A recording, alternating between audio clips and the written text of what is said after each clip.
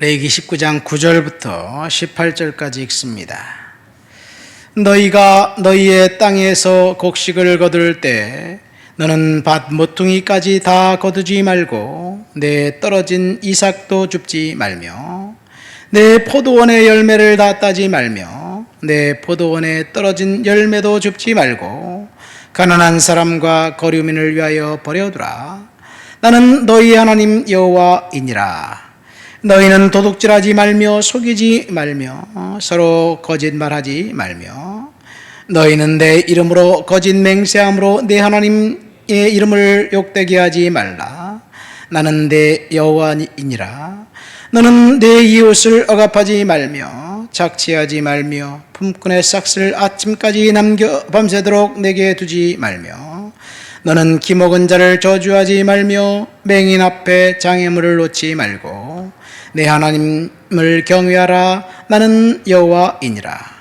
너희는 재판할 때 불을 행하지 말며 가난한 자의 편을 들지 말며 세력 있는 자라고 두둔하지 말고 공의로 사람을 재판할지며 너는 내 백성 중에 돌아다니며 사람을 비방하지 말며 내 이웃의 피를 흘려 이익을 도모하지 말라. 나는 여호와이니라. 너는 내 형제를 마음으로 미워하지 말며 내 이웃을 반드시 견책하라. 그러면 내가 그를 내게 대하여 죄를 담당하지 아니하리라. 원수를 갚지 말며 동포를 원망하지 말며 내 이웃 사랑하기를 내 자신과 같이 하라. 나는 여호와이니라. 아멘. 레위기에 나와 있는 구체적인 대인관계에 대해서 어떻게 살아야 할지에 대한 이야기를 읽었습니다. 레위기는 우리가 오늘 읽은 본문 말씀은 이해하기 어려운 것이 아니지요. 근데 레위기를 전체적으로 보면 굉장히 이상하고 낯선 내용들이 그득그득 담겨 있습니다. 우리가 이 실생활을 하면서 전혀 상관이 없는 것 같은 내용들이 담겨 있어요.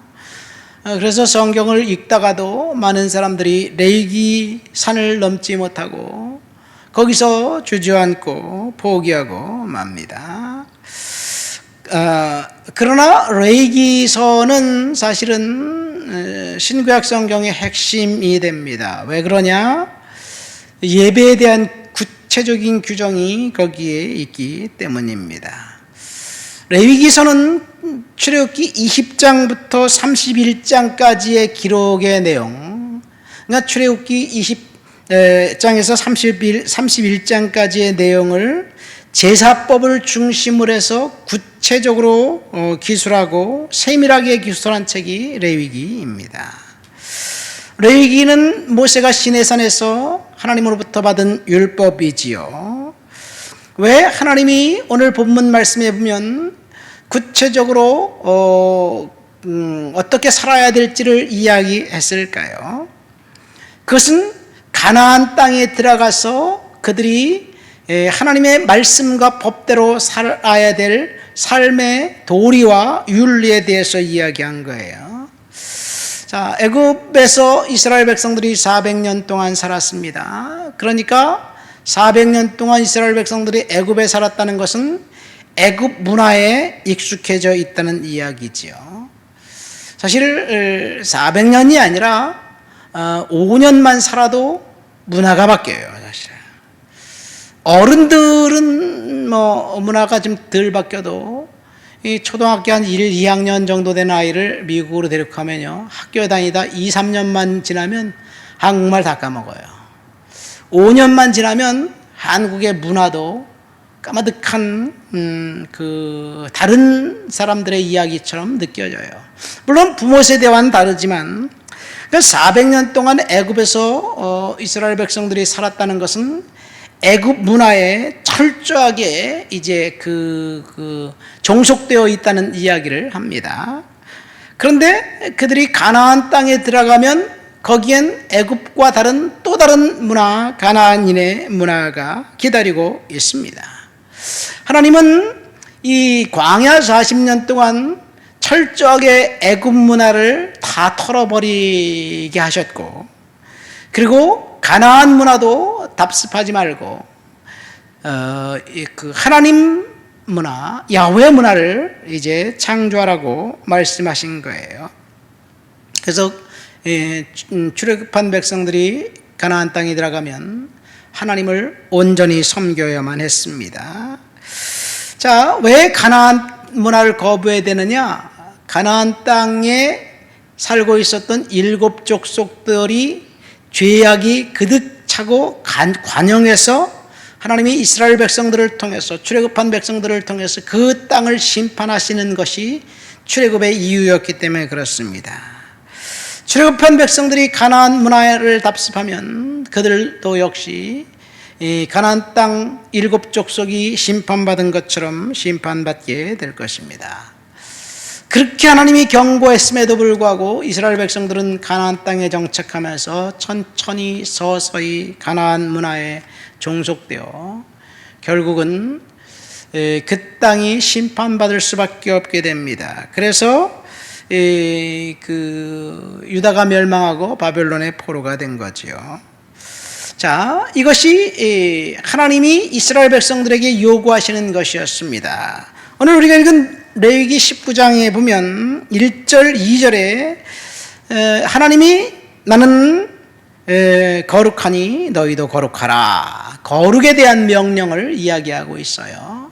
그러니까 지금 우리가 읽은 본문 말씀, 레위기 19장 9절부터 18절까지의 말씀, 그 말씀은 거룩한 삶을 살 수 있는 구체적인 팁을 이야기해 주고 있습니다.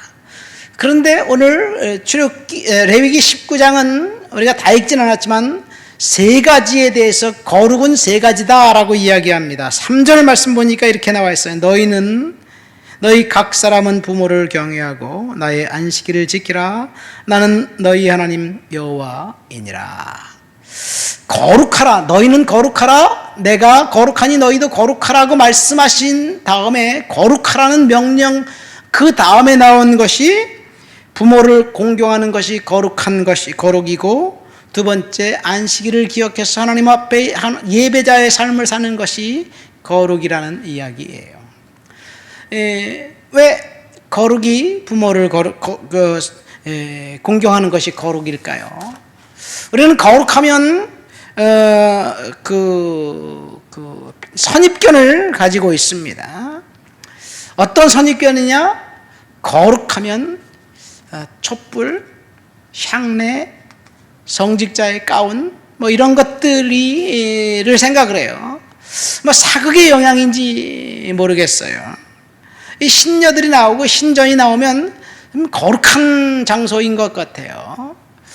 그러나 성경은 거룩이 그것이 아니라 부모를 공경하는 것이 거룩이라고 이야기하고 있습니다. 왜 부모를 공경하는 것이 거룩이냐? 사실은 이 세상 그 누구도 그 어디에도 하나님의 성품을 닮은 것이 없어요. 사람들은 신을 이 세상에 찾기 위해서 애굽 사람들은 황소, 그리고 온갖 형상의 우상들을 만들어 놓고 그것이 신이다, 하나님이다 그렇게 주장하면서 그렇게 만들어 놓은 형상 앞에 절하고 복을 달라고 그러는 거죠. 그러나 성경은 어떤 신의 형상도 만들지 말아라 그렇게 말씀하셨기 때문에 하나님의 형상이 없어요. 그런데 이 세상에서 가장 하나님 닮은 성품이 있다면 부모이기 때문에 그렇습니다. 부모는 자식들을 위해서 목숨까지도 내줄 수 있는 그런 자세가 돼 있지 않겠어요? 그렇기 때문에 이 부모를 공경하는 것이 거룩의 첫 번째 요소입니다. 그러니까 거룩한 삶을 사는 것은 부모에게 효도하는 거예요. 두 번째 거룩은 3절 말씀에 보면 안식일을 지키라는 명령입니다. 하나님 앞에 예배하는 예배자로 살라는 이야기인데, 이것도 사실 안식일을 지키라는 것도 출애굽기 20장과 신명기 5장에 보면 안식일을 지키는 이유는 하나님이 출애굽기에 보면 이 안식하셨기 때문에 일곱째 날을 쉬셨기 때문에 너희도 쉬어라. 그리고 신명기 가면 그 쉬는 날 예배하는 날로 삼고 하나님을 예배해라, 그렇게 이야기하고 있어요. 그리고 예배하는 자에게 하나님이 복 주신다고 이야기합니다. 근데 사실은 그 예배라는 것이 하나님이 그 예배를 받으시기 위한 어떤 온전히 그 집중을, 사랑을 구걸하는 그런 행위가 아니라 하나님을 예배하는 자들에게 복 주시기 위한 거예요. 안식일을 지킬 때 너뿐만 아니라 내 집에 우거하는 객이라도 종이나 남종이나 여종이나 다 쉬어라. 이웃을 향한 사랑과 배려가 거기에 있어요. 그러니까 안식일을 지키는 것 역시 이웃을 섬기고 사랑하는 그 모습이 예배라는 이야기죠. 그리고 세 번째 거룩은 오늘 우리가 읽은 본문 8절에서 16절, 9절에서 16절까지의 말씀에 있습니다. 구체적으로 가나안 땅에 들어가서 이스라엘 백성들이 어떻게 살아야 될지 그것을 알려주고 있어요. 9절 10절 말씀 보세요. 곡식을 거둘 때 밭모퉁이까지 다 거두지 말고 좀 남겨두어라. 왜? 가난한 사람과 불쌍한 사람들을 위해서. 11절 말씀에 보면 도둑질하거나 속이지 말아라. 12절에는 거짓 맹세하여 하나님의 이름을 속되게 하지 말아라. 13절에는 품꾼의 삭슬 아침까지 남겨두지 말고 정당한 대가를 지불해라.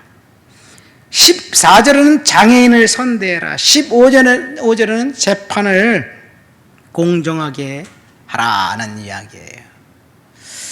9절부터 16절까지의 말씀을 읽으면 다소 좀 생경해요. 오늘날 우리 시대에는 거짓말하지 말아라는 말씀이, 거짓말하지 말라는 말이 사실은 진리이고 그리고 윤리예요. 그러나 실생활에서는 거짓을 수도 없이 밥 먹듯이 하면서 살아가는 것, 생존 자체가 거짓말하지 않으면 생존할 수 없다고 생각하는 사람들이 얼마나 많이 있나요? 뻔뻔스럽게도 자신이 다른 사람들의 피해를 줘가면서 자신의 이득을 위해 살았는데 그것이 공정하게 살았다고 주장하는 것이 오늘날 우리 시대의 모습이 아닌가요? 그런 시대에 정직하고 정결하고 거룩하게 살라는 것은 다른 사람을 배려하며 살라는 이야기이지요. 재판할 때 권력에 아부하지도 말고 가난한 자들이라고 약자라고 무조건 두둔하지 말아라. 그런 이야기를 하고 있어요. 그런데 이 둘을 다 균형 있게 지켜야 되는데 재판할 때 뇌물을 받고 강자의 편을 들어주든지 아니면 강자는 무조건 쳐내야 할 악이라고 생각하면서 약자 편에 든다고 하면서 시위하고 데모하고 스트라이크하고 노조운동을 벌이고 그래요. 약자 편에 선다는 것 자체가 선이 되어서 강자를 무조건 악의 축이라고 몰아붙이는 것, 그것도 잘못이라고 성경은 이야기하고 있습니다. 그러니까 그 거룩한 삶은 권력에게 아부하지 말고 약자들을 돕고 섬기되 약자라고 무조건 편들어 줄 것은 아니다라는 이야기이지요. 우리는 이 세상을 살면서 반대로 작동하는 것 같습니다. 법망을 피해서 교묘하게 자신의 이익을 극대화시키고 수단과 방법을 가르지 않고 돈을 벌기 위해서 달려가는 세상 속에서 이 말씀을 붙들고 이 말씀대로 지킨다는 것은 도전이 아닌가 생각됩니다. 오늘 말씀은 이스라엘 백성들이 가나안 땅에 도착했을 때, 젖과 꿀이 흐르는 땅에 도착했을 때 구체적으로 어떻게 살아야 할지를 설명해 주고 있습니다. 그것은 섬기는 삶이에요. 다른 사람들을 세워주는 삶. 저와 여러분들이 섬기는 삶에서 다른 사람들을 세워줄 때 하나님의 나라가 이 땅에 우리들을 통해서 성취될 것을 믿습니다.